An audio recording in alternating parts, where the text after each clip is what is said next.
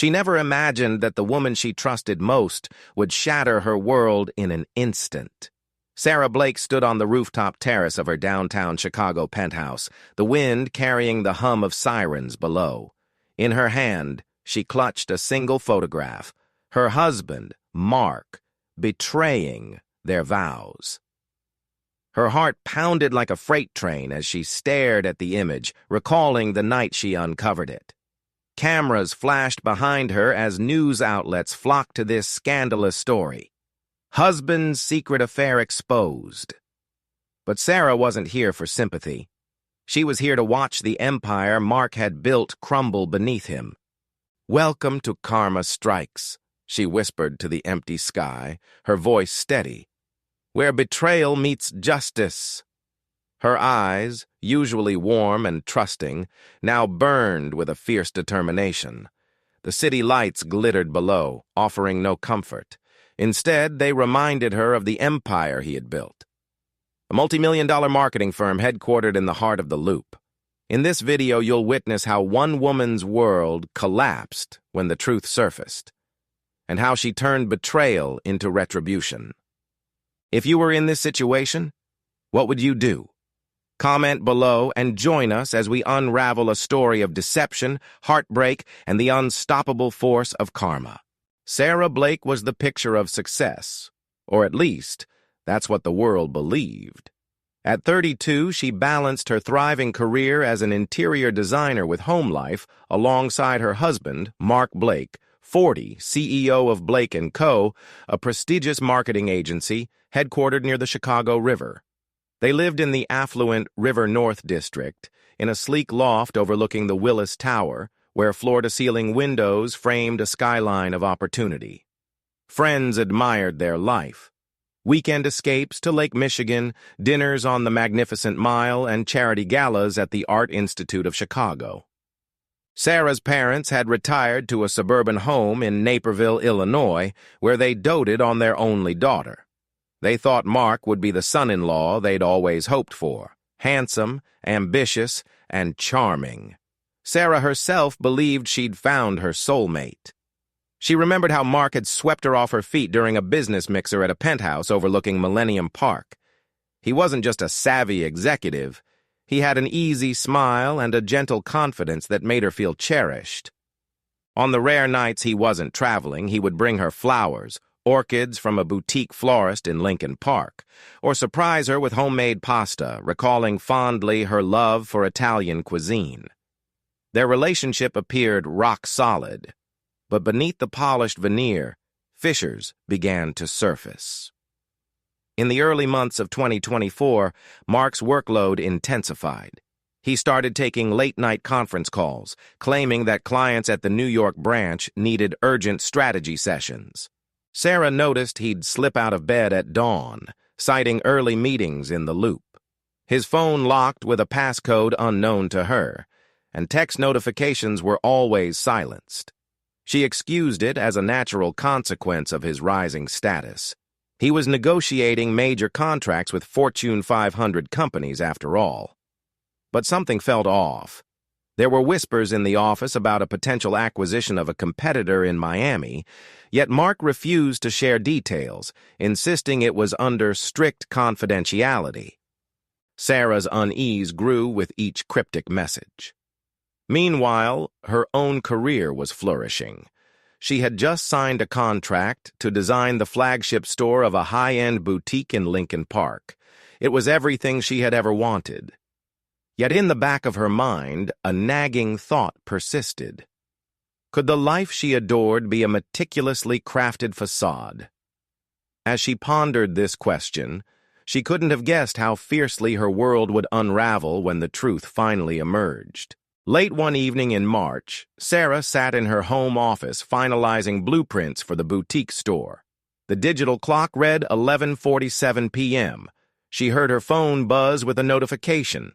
An email from Thompson & Associates, a law firm she had never contacted. Confusion flickered across her face as she opened the message inbox. No subject line, just a single attachment labeled Evidence. Her breath caught when she recognized the watermark, Blake & Co. She clicked, and a flood of images streamed to life on her laptop screen. There was Mark, in a dimly lit hotel room somewhere in Miami, holding hands with a woman she'd never seen before. The woman's laugh echoed hauntingly as Mark kissed her cheek. Then she saw it, a series of financial statements, showing unauthorized wire transfers from their joint bank account to offshore accounts. Mark had siphoned hundreds of thousands of dollars to an island trust fund. Her heart constricted. He'd given me everything, his trust, his love, his future, only to find out it was all a lie. Sarah's world crumbled. She remembered the nights she lay awake, wondering why Mark's phone was always locked. Now she knew. There was no reasonable explanation, no late-night conference. It was betrayal on a grand scale. She sank into her chair, visions swimming with tears. Rage flared in her chest, hot, vicious, unrelenting. She thought of the marketing firm he'd built from scratch, the employees who believed in his vision, and the clients who trusted his expertise. He had preyed on their loyalty, just as he had preyed on her. Over the next week, Sarah replayed the images in her mind, each click of the mouse a punch to her gut. She hardly slept, her days consumed by a relentless search for more evidence. She hacked into encrypted files with the help of a friend, Chris Nguyen, a cybersecurity expert based in Austin, who now owed her a favor for securing a job lead. "I had a hunch this was happening," Chris had confided in her, "but I needed proof." Together, they uncovered incriminating messages, Mark's affair with Isabella Ross, a junior account manager at the Miami office, and his plan to merge Blake & Co. with a shell corporation that Isabella's father secretly controlled. Sarah shivered as she read the documents. Their marriage certificates manipulated to hide her financial stake, legal loopholes exploited to strip her of any claim. She felt sick, a cold emptiness where her trust had lived. She paced through the loft, the city's neon glow casting long shadows on the hardwood floors. Below, the distant wail of a police siren reminded her, karma doesn't rush, but it never misses. A question surfaced in her mind, slicing through the haze. If you discovered your spouse was conspiring against you, what would you do? Comment below. The injustice stung, fueling a bitter resolve. Sarah knew that if she went to the authorities now, Mark would use his connections, his high-powered attorney, James Rutherford of Rutherford and Patel in Chicago, to bury the case. She needed something more potent than law. She needed to dismantle him piece by piece, until he had nothing left. And as she stared at her own reflection in the glass wall, she made a silent vow. She would burn his empire to ashes. In the days that followed, Sarah orchestrated her plan with surgical precision. By daylight, she maintained the facade of a supportive wife. She sipped coffee with Mark in the sunlit kitchen, inquiring about office gossip, feigning concern over his long hours. She logged onto their joint calendar, adding client meetings and workshops. Beneath that veneer, she was laying the groundwork for his downfall. She enlisted the help of attorney Kelly Thompson of Thompson and Associates in Cook County. Kelly was renowned for her tenacity in divorce and corporate litigation. After Sarah presented the evidence, Kelly's gray eyes narrowed. "Mark has been laundering money and engaging in fraud," Kelly said, tapping her pen against the mahogany desk. "We can file a civil suit, freeze assets, and pursue criminal charges. But we need more proof, financial audits, witness testimonies." Sarah nodded, meeting Kelly's gaze with stoic determination. They drafted a subpoena for internal records, secretly routed through an inside contact, Jake Morales, a junior accountant at Blake & Co., who had grown suspicious of Mark's late-night transfers. "I'll get you everything. Emails, ledgers, even the server logs," Jake promised, fear and excitement mingling in his voice. Meanwhile, Sarah turned to the idea of public exposure. She reached out to an investigative reporter at the Chicago Tribune, Alicia Hernandez, who had covered corporate fraud cases before. In a discreet meeting at a coffee shop in Lincoln Park, Sarah slid the evidence folder across the table. "I've been betrayed," Sarah said quietly. "But more importantly, hundreds of employees and shareholders have no idea their collateral damage. I need the truth out." Alicia nodded, her recorder capturing every word. "I'll run an exclusive once we verify the documents. It'll make headlines." As Sarah left the cafe, the afternoon sun glinting off Lake Michigan, she felt a surge of vindication. But she knew the real fight lay ahead. Back home, she set up hidden cameras in the Blake & Co.'s boardroom, using equipment Chris had installed. She monitored phone calls and intercepted encrypted messages, anything to catch Mark in the act of wrongdoing. Her nights were spent poring over spreadsheets, tracing millions of dollars to shell accounts in the Cayman Islands. She documented every transaction with timestamps and screenshots.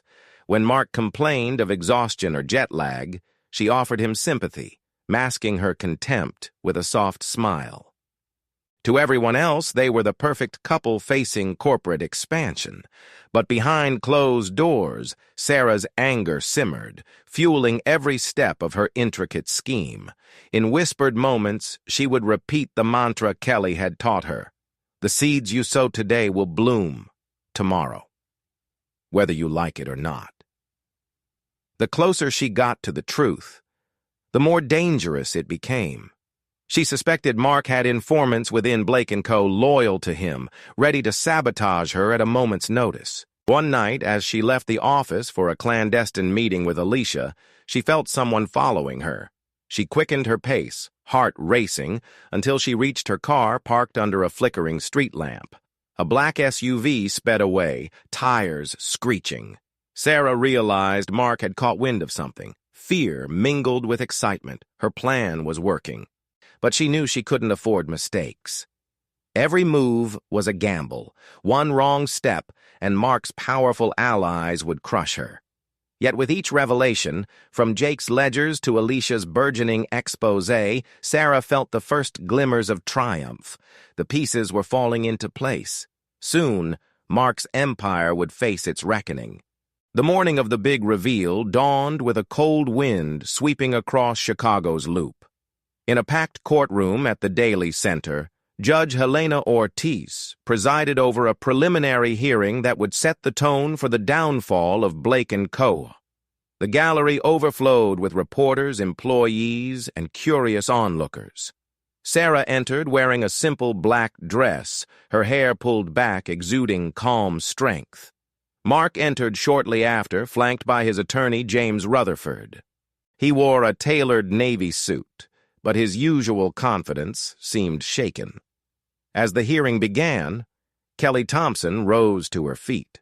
"Your Honor, we submit photographic evidence, financial records, and sworn statements proving that Mr. Blake engaged in embezzlement, wire fraud, and breach of fiduciary duty," Kelly declared. She presented Jake Morales as a key witness. Jake took the stand, his voice trembling but resolute. He detailed how he discovered discrepancies in the ledgers and the offshore transfers. Maps of hidden accounts and email chains appeared on a large projection screen for the court to see. "Mark instructed me to destroy emails and wipe server logs," Jake testified, sweat beading on his forehead. "I refused, so he fired me." The courtroom murmured in disbelief. Mark's face reddened, lips pressed in a tight line. He rose to cross-examine, but his arguments were hollow. No alibi, no plausible justification. Next, Sarah took the stand. Her voice was measured as she recounted finding the incriminating photographs from Miami, describing her personal betrayal without melodrama. "I married a man I believed to be honorable," she said, glancing at Mark. "Instead, I discovered he had built a secret life, one that threatened everything I stood for." Her words hung in the air, a stark contrast to the chaos behind the accusation. When the prosecution called Alicia Hernandez, the investigative reporter, she presented her unpublished article draft, outlining Mark's illicit activities and tying them to specific legal statutes under Illinois law. Chicago's state attorney's office is reviewing this case for criminal charges, Alicia confirmed. These actions are not only morally reprehensible, but outright illegal. At that moment, Judge Ortiz paused, then asked Mark if he had anything to say. He opened his mouth, but the damning evidence left him with no refuge. I made mistakes, he stammered, but none of this was for personal gain. It was all business strategy. The courtroom erupted in laughter and gasps. Kelly leaned forward, her gaze piercing. Business strategy? Diverting funds to your mistress's family trust doesn't qualify as strategy, Mr. Blake. Then came the first twist. Jake revealed that he had uncovered a separate, more sinister plot. Your Honor, Mr. Blake was planning a hostile takeover of a tech startup in Austin, one that would have led to mass layoffs and millions in losses for employees. He intended to pocket billions once the shares tanked. A collective gasp echoed through the courtroom. The public's perception of Mark shifted from a cheating spouse to a corporate predator. But the shock didn't end there. As Mark's defense attorney struggled to maintain composure, Sarah's phone buzzed. Alicia had sent a text. Check the whistleblower's email chain. New evidence dropped. Sarah discreetly opened her phone and saw an encrypted message from an anonymous source, evidence that Mark had funded political campaigns under a false name to influence zoning laws around his properties. The second twist landed like a bombshell. Sarah passed the phone to Kelly, who immediately shared the new documents with the state attorney's office, prompting whispers of racketeering charges. In that moment, Mark's smug facade shattered. He sank into his seat, head in his hands, as the weight of his own machinations collapsed upon him. The judge slammed her gavel. Based on the evidence presented, I find sufficient probable cause to proceed to a full trial.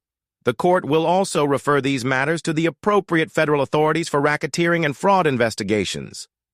Outside the courtroom, cameras flashed. Reporters clamored for comments as Sarah exited, flanked by Kelly and Alicia. Sarah offered a single statement. Justice has been served today. For me, my employees, and everyone Mark betrayed. A chorus of applause and murmurs of approval followed.